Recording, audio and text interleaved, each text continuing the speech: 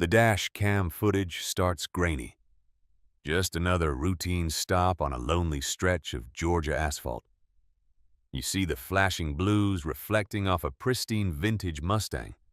You see the officer, confident and arrogant, hand resting on his holster. You see the driver, calm as a bomb disposal expert, stepping out with his hands raised. Officer Kyle Bennett thought he was reeling in a thug. He thought he was the predator.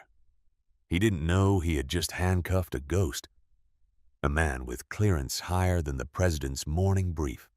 Bennett was about to make the biggest mistake of his life. And by the time the phone rang at the station, it was already too late to stop the avalanche. This isn't just a story about an arrest. It's a story about what happens when a small-town bully kicks a sleeping dragon. The humidity in Pine Ridge hung heavy over Route 41. The kind of wet heat that stuck a shirt to a man's back within seconds of stepping outside. Colonel Elijah Grant adjusted the rearview mirror of his 1967 Shelby GT 500. The car was a dark, brooding slate gray. A restoration project that had taken patience and more care than he usually reserved for civilian life. Colonel Grant looked fit and sharp, his skin the color of deep mahogany, his jawline carved from granite.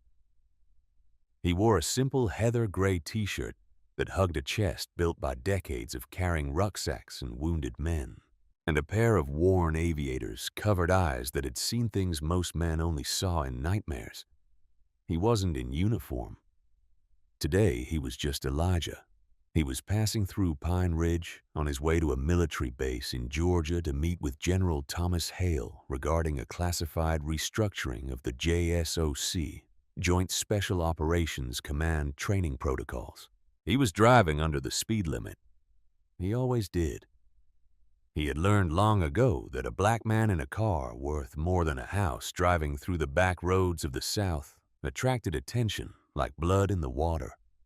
He saw the Ford Explorer Interceptor sitting in the shadow of a billboard advertising Jesus Saves, but Miller's Ford invests.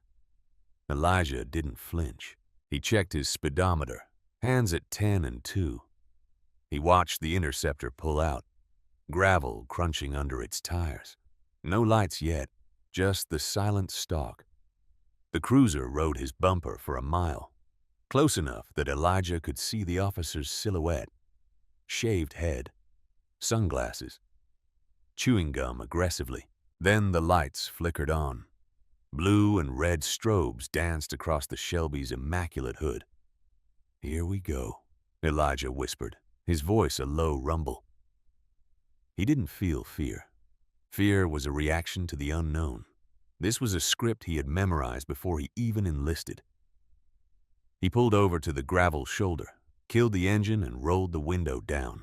He placed his large hands on the top of the steering wheel, fingers spread wide. He stared straight ahead. Officer Kyle Bennett stepped out of the cruiser. Bennett swaggered up to the window. "License and registration," Bennett said, not asking but demanding. He didn't look at Elijah. He was scanning the interior of the car, looking for a reason. "Good afternoon, officer," Elijah said, his tone perfectly neutral. "My wallet is in my back right pocket. My registration is in the glove box. I'm going to reach for my wallet first." Bennett's hand dropped to his holster. The snap of the retention strap echoed in the sudden silence of the road. "I didn't ask for a narration, boy. Just get the ID." Elijah's jaw tightened just a fraction. Boy. The word hung in the humid air, radioactive. Elijah moved slowly. He produced his wallet and handed over his driver's license. He didn't hand over his military ID yet. He wanted to see how this played out. Bennett snatched the license. "Elijah Grant, you from D.C.? I currently reside in Virginia. Yes. Long way from home," Bennett sneered. "What are you doing in Pine Ridge with a car like this?" "Driving through, officer." "Driving through," Bennett repeated, mocking him. "See, I clocked you speeding. I was under the limit, officer." I have the cruise control data if you need it. Bennett leaned in, his breath smelling of stale coffee and wintergreen tobacco. Are you calling me a liar? I'm stating a fact, Elijah said, turning his head slowly to look Bennett in the eye. The officer faltered for a microsecond. Elijah's eyes were terrifyingly calm. There was no panic, no pleading. It was the look of a man who had watched lions feed and didn't blink. Step out of the car, Bennett commanded, stepping back and unclipping his radio. Am I under arrest, officer? I said. Step out of the car now, Bennett shouted, his hand gripping the butt of his Glock. Elijah sighed. He calculated the scenarios. He could disarm Bennett in seconds. He could break the man's wrist, crush his windpipe, and be back on the road before the radio hit the ground. But Elijah was a soldier, a commander of men. He respected the law even when the law was being worn by a clown. I am complying, Elijah said. He opened the door and stepped out, rising to his full height. He towered over Bennett. Bennett looked nervous now. The size disparity was evident. He needed to regain control. Turn around. Hands on the roof. Spread your legs. Elijah did as he was told. The hot metal of the roof burned his palms. Officer, I am an active duty colonel in the United States Army. My military identification is in my wallet. I suggest you look at it. Bennett laughed, a dry, nervous bark. Yeah, and I'm the Queen of England. You look like a drug runner to me, Grant. Nice car, out-of-state plates, attitude. We know the type. Bennett kicked Elijah's ankles apart harder than necessary. He patted him down, his hands rough and invasive. He found nothing but a cell phone and a pack of gum. You're making a mistake, Elijah said, his voice dropping an octave. A very expensive mistake. Shut up. Bennett grabbed Elijah's wrist and wrenched it behind his back, slapping the cuffs on. The metal bit into the skin. You're under arrest. For what? Resisting arrest, disorderly conduct, and reckless driving. Bennett improvised, spinning Elijah around and shoving him toward the cruiser. As Elijah was pushed into the cramped back seat of the Ford, he caught his reflection in the window. He didn't look angry. He looked disappointed. Bennett slammed the door, shutting out the cicadas. In the front seat, Bennett radioed in. Dispatch, this is Unit 4. I got one in custody. Black male. Non-compliant. Bringing him in. Elijah sat back on the plastic seat, the cuffs digging into his wrists. He closed his eyes and began to breathe rhythmically. In for 4. Hold for 4. Out for 4. Bennett had no idea. He had just arrested the commander of the Ghost Walker Task Force. He had just arrested a man who had the direct cell phone number of the Secretary of Defense on speed dial. The clock was ticking. The Pine Ridge Police Station was a relic of the 1970s, a brick block of misery that smelled of floor wax and old fear. Bennett marched Elijah through the back entrance, parading his catch past the booking desk. Sergeant Frank Dawson, a fixture of the town, looked up from his paperwork. He was older, tired, with gray stubble and eyes that had seen too many of Bennett's power trips.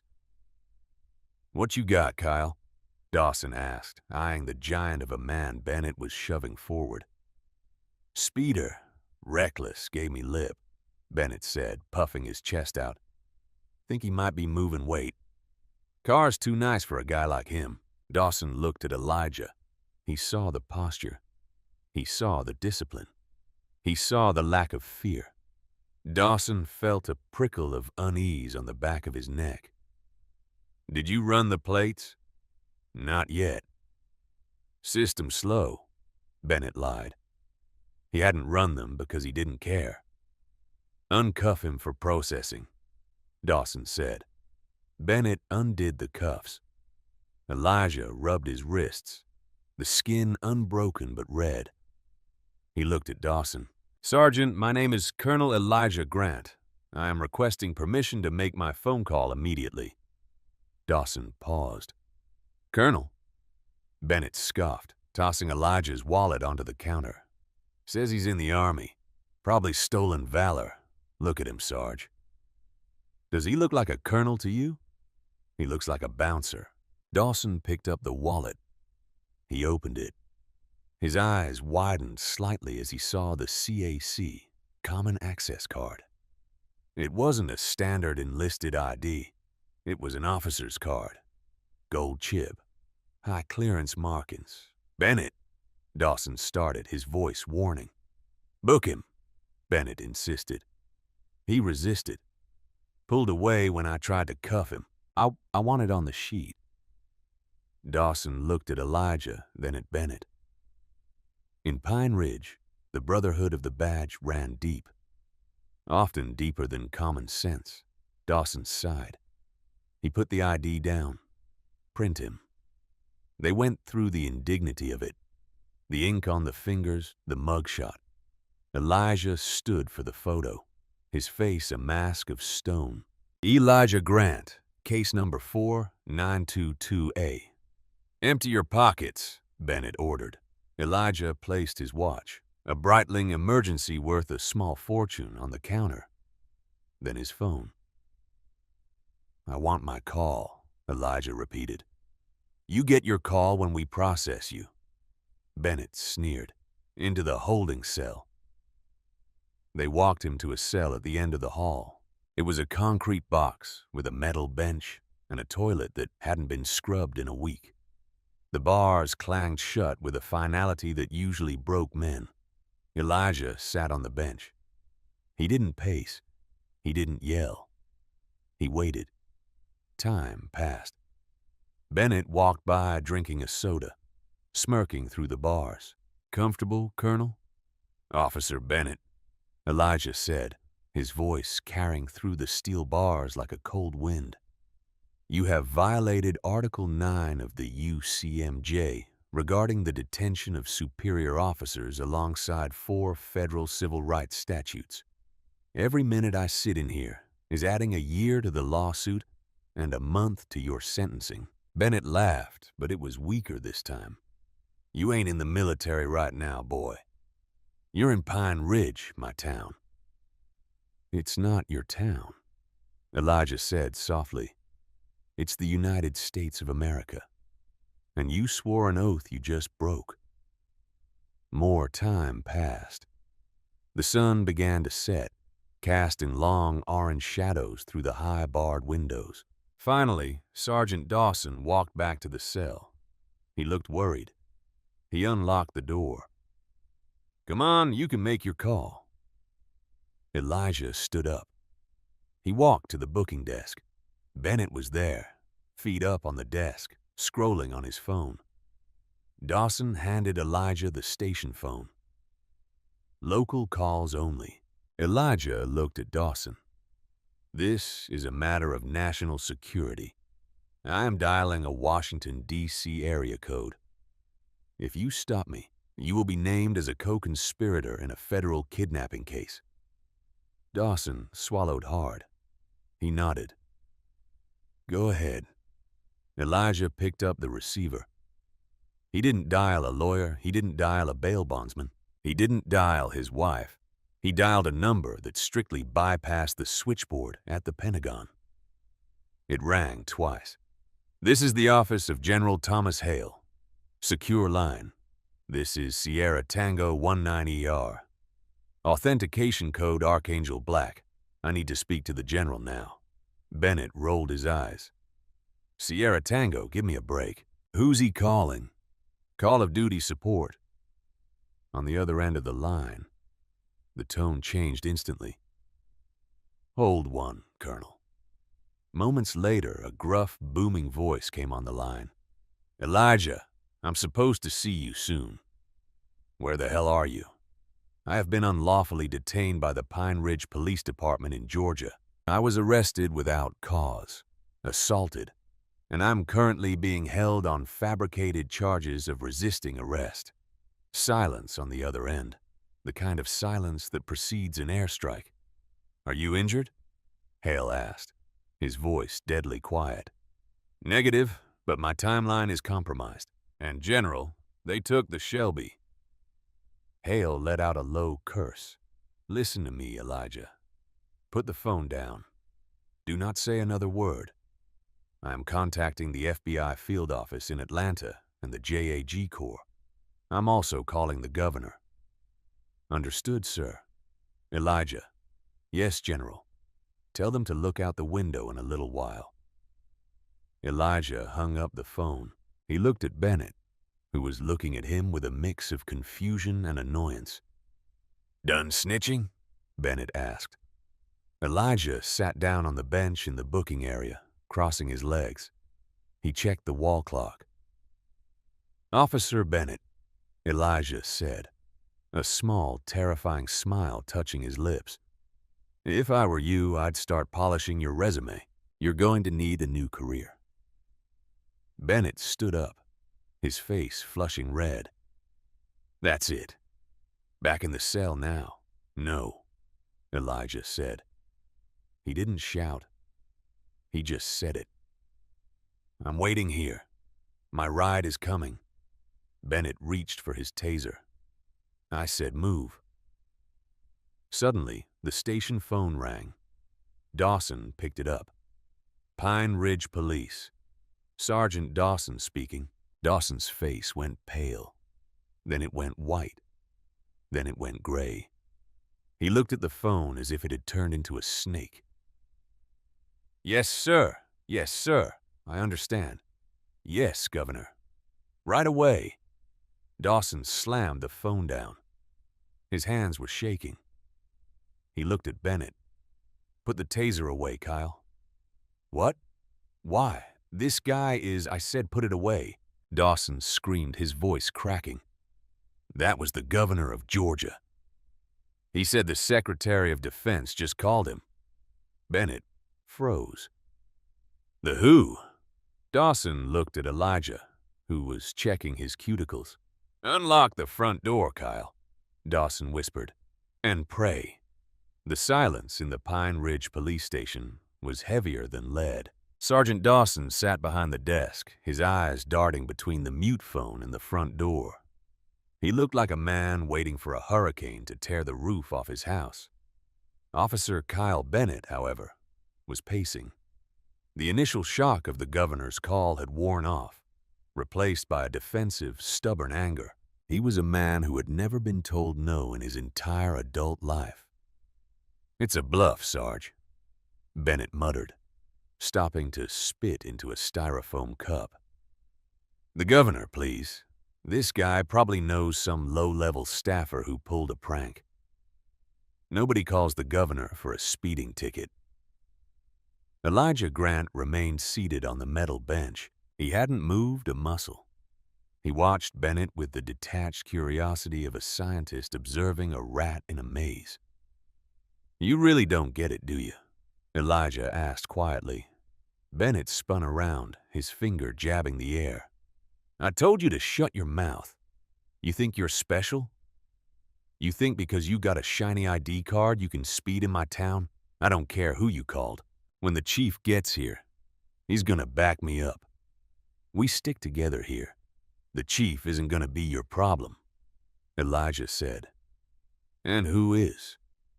Bennett stepped closer, invading Elijah's personal space again. Let me tell you how this goes, Colonel.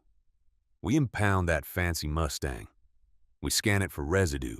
Maybe we find something. Maybe we don't.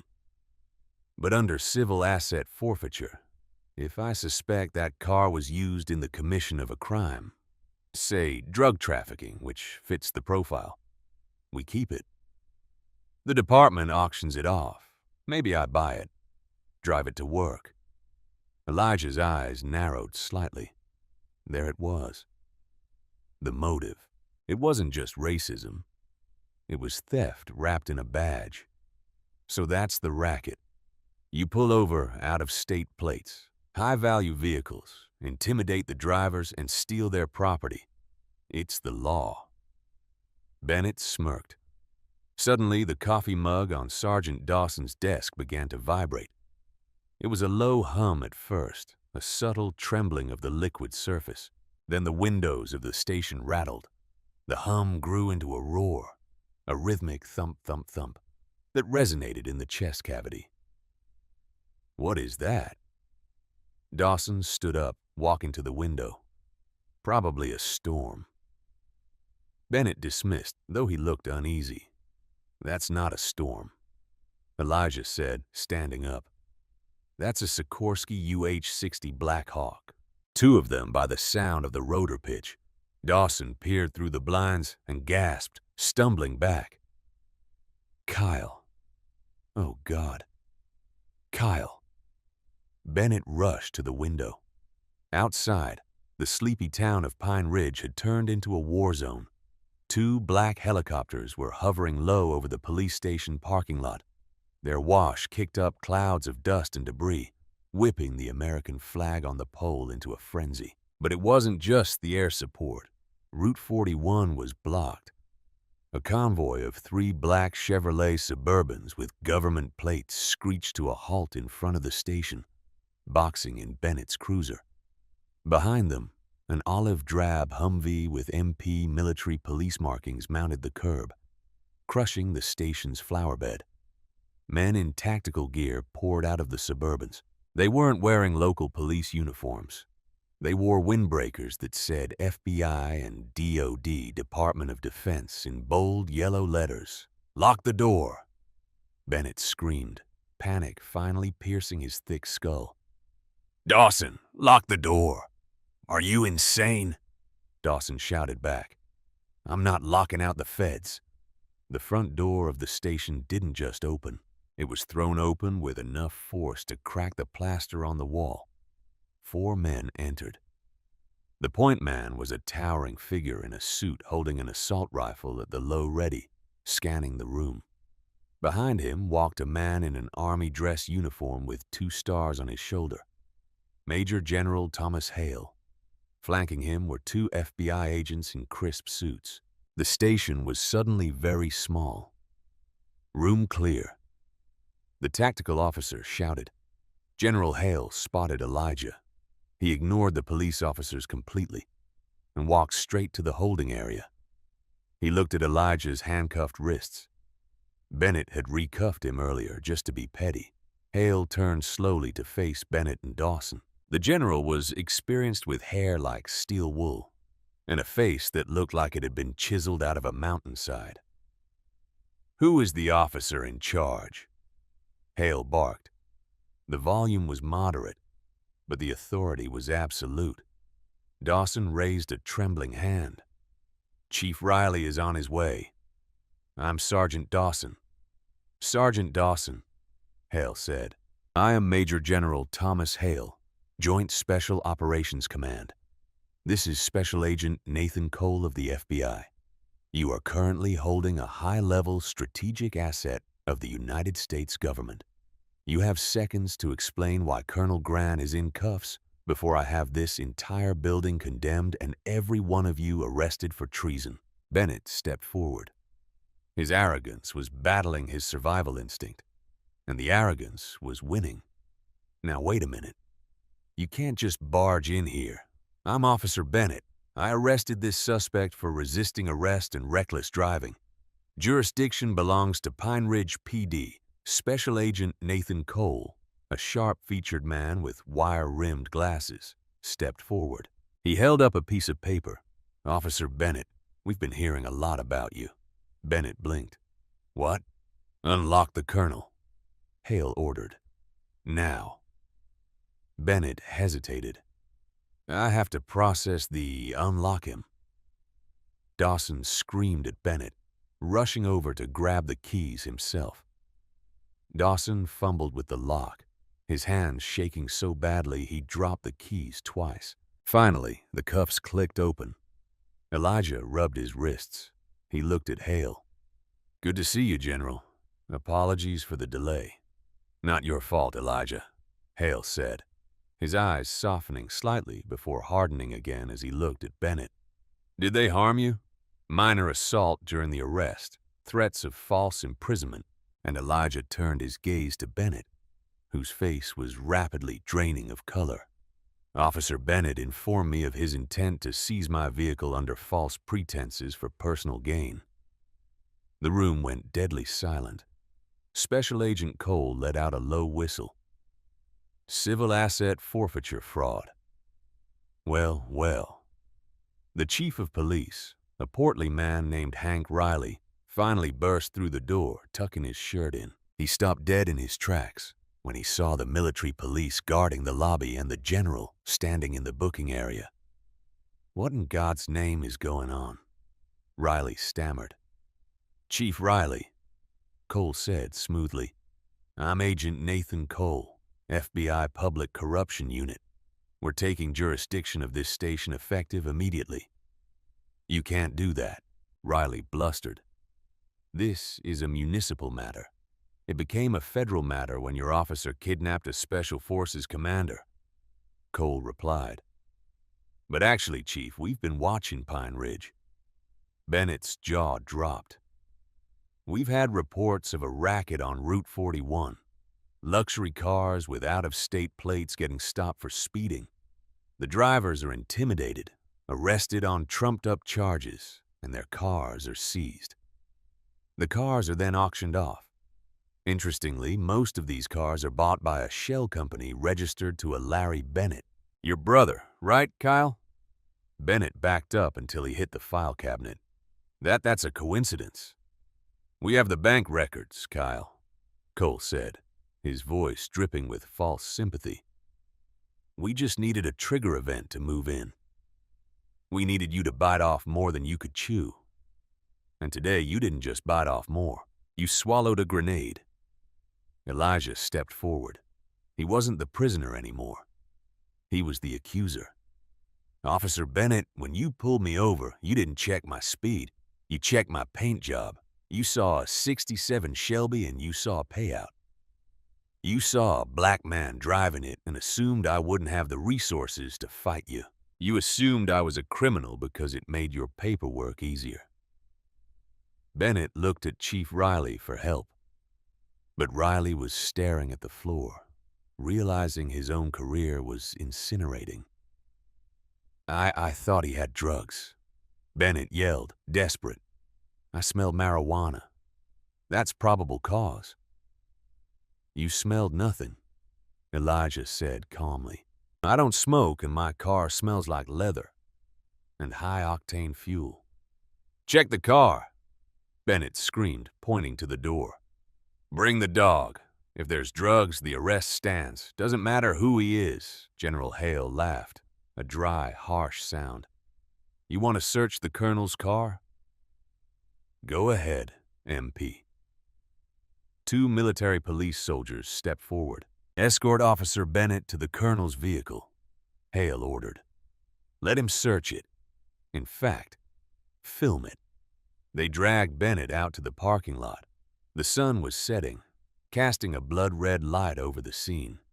The Shelby GT 500 was parked where the tow truck had dropped it, ironically right next to the FBI SUVs.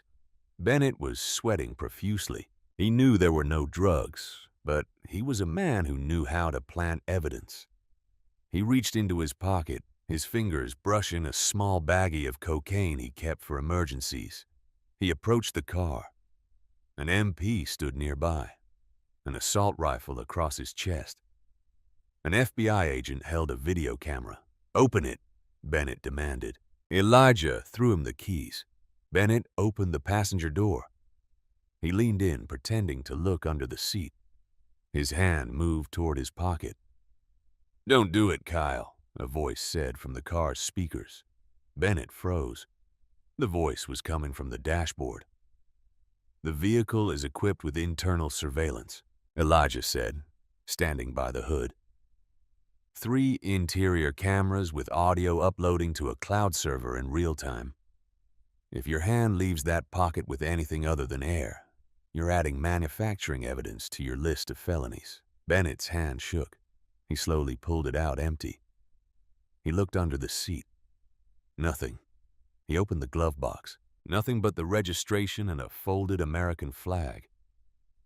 He stood up, defeated. The lie had collapsed. "Find anything, officer?" Cole asked, leaning against the hood of the Shelby. Bennett shook his head, looking down at his boots. "Good," Cole said, "because we found something in your cruiser." Back inside the station, the atmosphere had shifted from tension to a tribunal. Agent Cole placed a laptop on the booking desk. "While you were outside pretending to be a cop, my team executed a warrant on your patrol car and your locker." On the screen, a video played. It was body cam footage from Bennett's own camera. Footage he thought he had deleted. "Technically, you did hit delete," Cole explained. "But Pine Ridge PD uses a cheap server backup that retains deleted files. You really should read the manual, Kyle." The video showed a stop from before. A young college student. Bennett was seen taking a wad of cash from the kid's wallet and putting it in his own vest pocket before handing the empty wallet back. "That's theft," Cole said. Another video. Bennett planting a baggie in the back seat of a Honda Civic. "That's planting evidence," Cole added. Then Cole pulled up a document. And this is the real kicker. He turned the laptop so Chief Riley could see. This is an email exchange between Officer Bennett and his brother regarding the auction of a luxury car last month. "Make sure the bid stays low. I scratched the door so nobody else wants it. Bid rigging." Bennett stood in the middle of the room, stripped of his power, stripped of his bluster. He looked small. General Hale stepped forward. He looked at Elijah. "Colonel, how do you want to handle this? We can take him into federal custody now, or we can let the locals handle the paperwork under our supervision." Elijah looked at Bennett. He walked up to him, close enough to see the sweat dripping off Bennett's nose. "You called me boy," Elijah said softly. Bennett flinched. "You disrespected the uniform. You violated the Constitution. You preyed on people you thought were weak." Elijah's voice was like gravel grinding together. "I've fought men who wanted to kill me for my flag. I've fought men who wanted to kill me for my religion. But men like you're the worst kind of enemy because you hide behind the very laws you break." Elijah turned to Cole. "I want him booked here in his own station by his own sergeant." Sergeant Dawson looked up, startled. "Sergeant Dawson," Elijah said, "you're a good man who stayed silent too long. Redeem yourself. Read him his rights." Dawson stood up. He looked at Bennett, the bully who had made the precinct a toxic hellhole for years. Dawson took the handcuffs, the same pair Bennett had used on Elijah, from the desk. "Kyle Bennett," Dawson said, his voice gaining strength. "Turn around." "Sarge, come on," Bennett pleaded, tears forming in his eyes. "Don't do this. Turn around," Dawson barked. Bennett slowly turned. The click of the cuffs was loud in the silent room. "You have the right to remain silent," Dawson recited. "Anything you say can and will be used against you in a court of law." As Bennett was led toward the holding cell, the same dirty, smelly cell he had thrown Elijah into, Elijah stopped him. "One more thing," Elijah said. Bennett looked back, broken. "My car," Elijah said. "You scratched the door when you leaned on it earlier. You're paying for that." The door to the cell clanged shut. General Hale clapped Elijah on the shoulder. "Hell of a detour, Elijah. Just a training exercise, General." Elijah smiled tiredly. "But I think I'm going to be late for that meeting." "I think we can reschedule," Hale said. But we aren't done yet. Cole. Yes, General. The chief knew, Hale said, pointing a finger at Chief Riley, who was trying to sneak into his office. He signed off on the auctions. Take him too. As the FBI agents moved on the chief and the chaos of justice finally cleaned out the rot in Pine Ridge, Elijah walked out the front door. The air outside was still hot, but it felt cleaner. The sun had dipped below the horizon, leaving a purple bruise on the sky. Elijah walked to his Shelby. He ran his hand along the fender. He got in. The engine roared to life with a ferocious growl that shook the pavement. He didn't speed as he pulled away. He drove exactly the speed limit, but the story didn't end there. Because when a man like Elijah Grant pulls a thread, the whole sweater unravels. And Bennett wasn't just a bad apple. He was part of a poisoned orchard, and Elijah had just ordered the bulldozer. The arrest of Kyle Bennett and Chief Riley was not the end. It was merely the opening salvo of a war Pine Ridge was ill-equipped to fight. News of the incident didn't just spread, it detonated. The dash cam footage recovered by Agent Cole's team from the secure cloud server, before the local IT department could accidentally wipe it, was leaked to a major network affiliate in Atlanta. The image of Colonel Elijah Grant, tall, dignified, and calm, standing handcuffed next to his Shelby GT 500, while Bennett smirked at the camera, was plastered across every screen in America. But the real drama was unfolding inside the federal courthouse in Atlanta.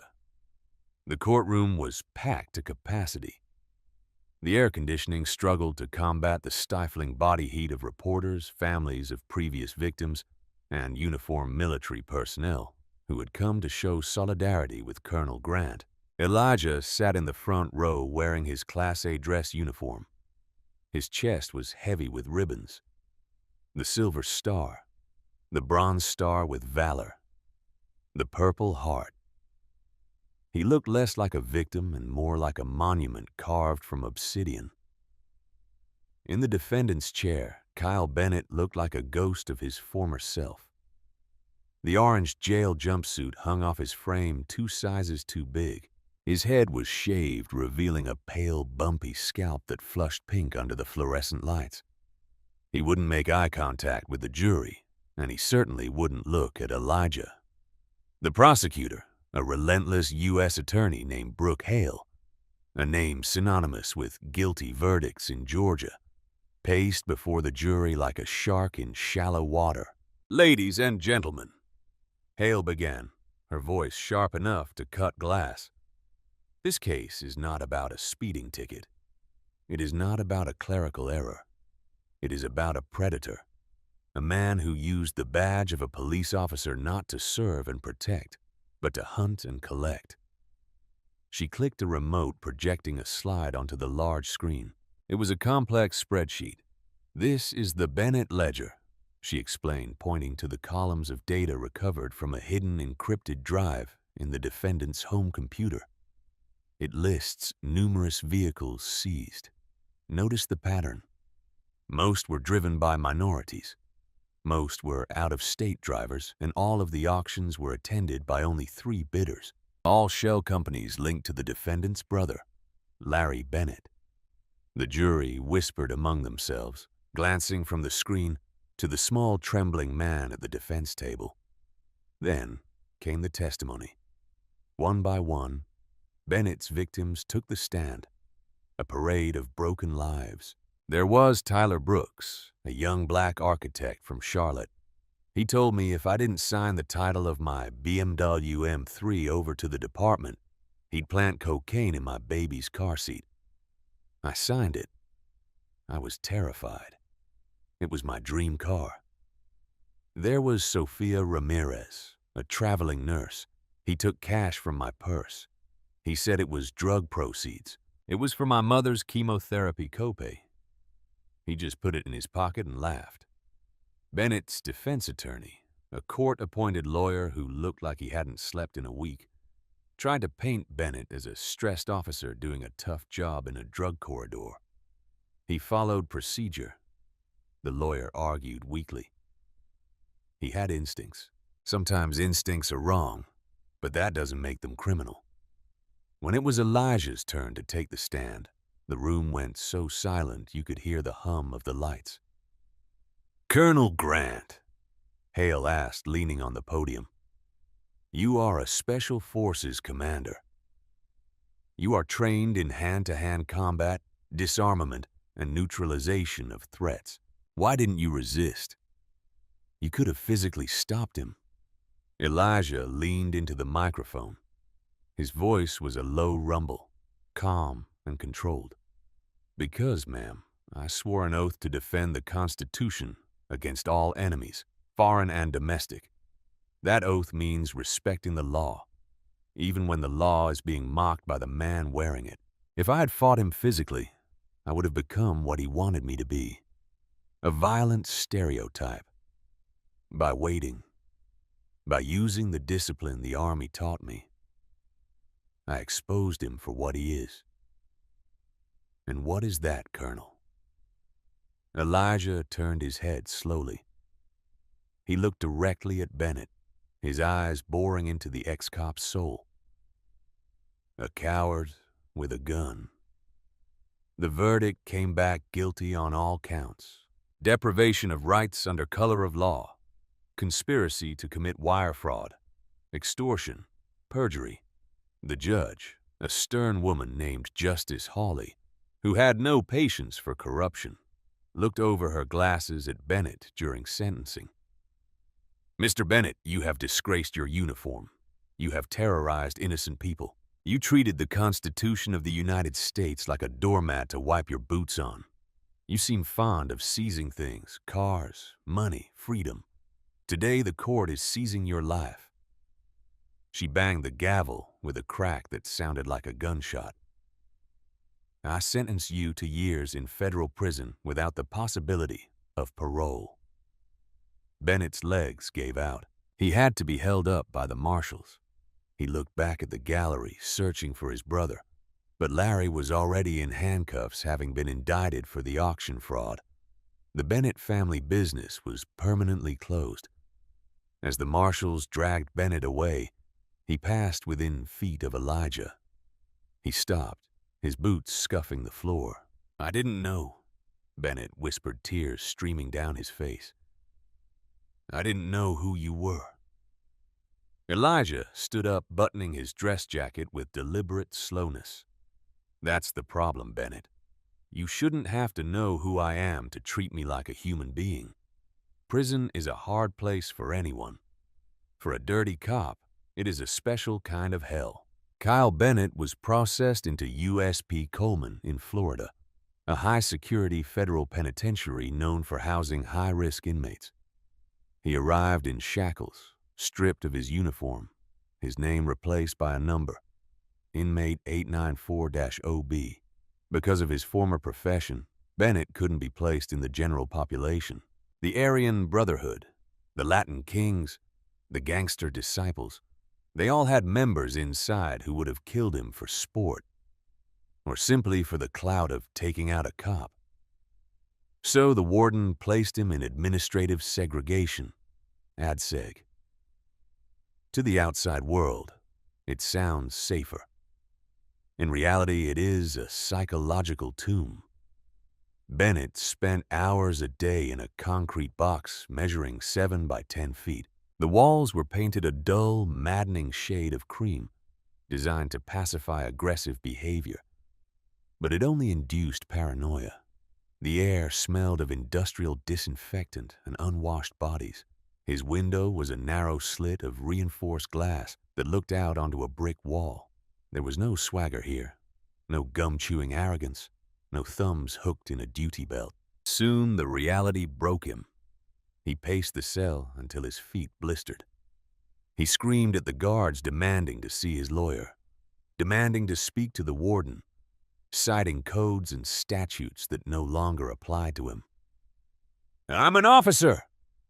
he yelled through the steel door on one night, his voice cracking. "You can't keep me in here. I have rights. I know the law." A guard, a massive man named Officer Cruz, who had seen a dozen men like Bennett come and go, slid the food slot open. He didn't look Bennett in the eye. "You ain't an officer, 894-0. You're a convict, and you're in here because you thought rights were optional for everyone else. Eat your loaf." The tray clattered onto the floor. It was neutral loaf, a tasteless brick of blended vegetables and grains served to unruly inmates. Bennett stared at it, the realization finally sinking in. He wasn't the hunter anymore. He was the lowest thing in the food chain. But the hard karma Elijah had predicted wasn't just about the confinement. It was about the systematic dismantling of Bennett's existence outside the walls. While Bennett rotted in ADSEC, the world outside was scrubbing him away. The Department of Justice, led by Agent Cole's team, didn't stop with the conviction.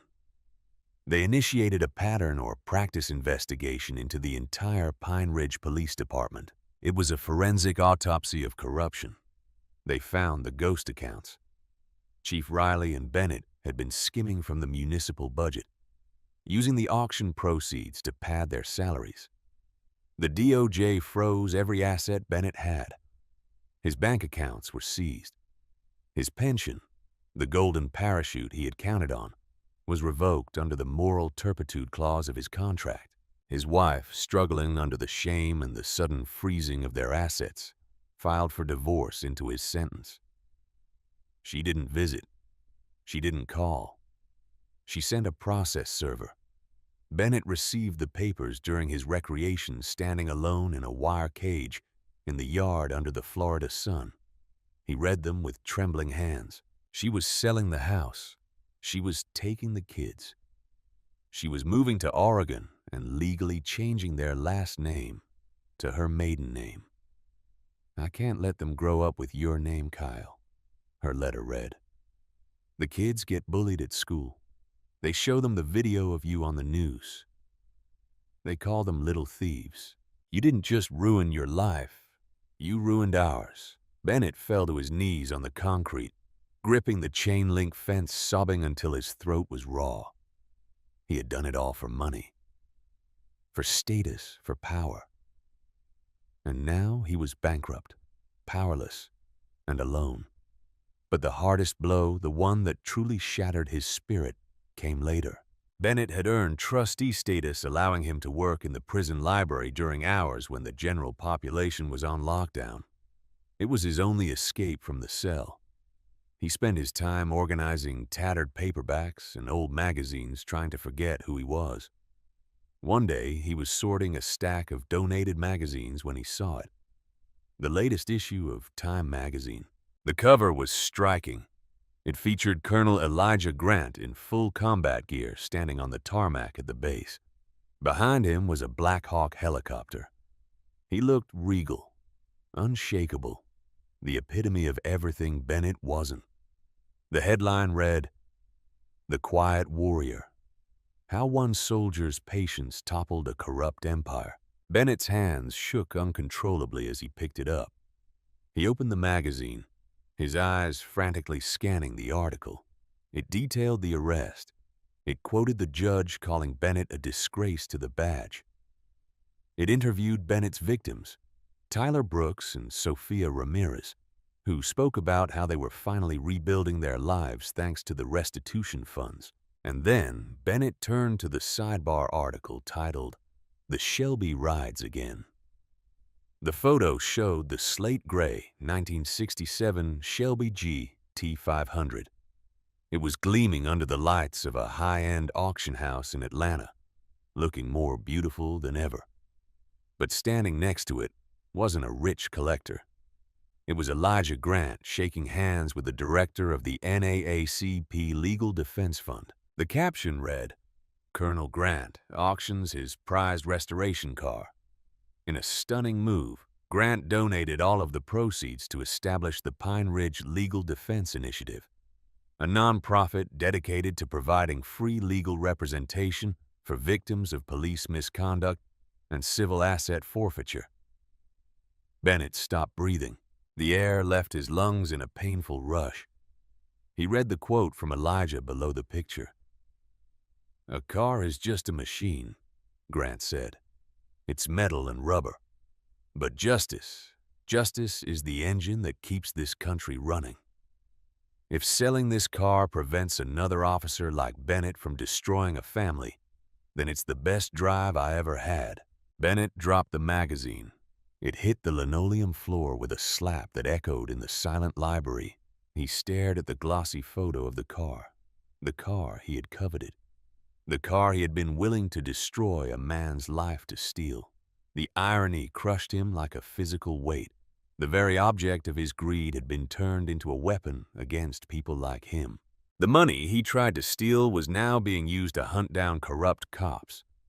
Every dollar that car brought in would pay for a lawyer to put a man like Bennett in prison. He had created his own destroyer.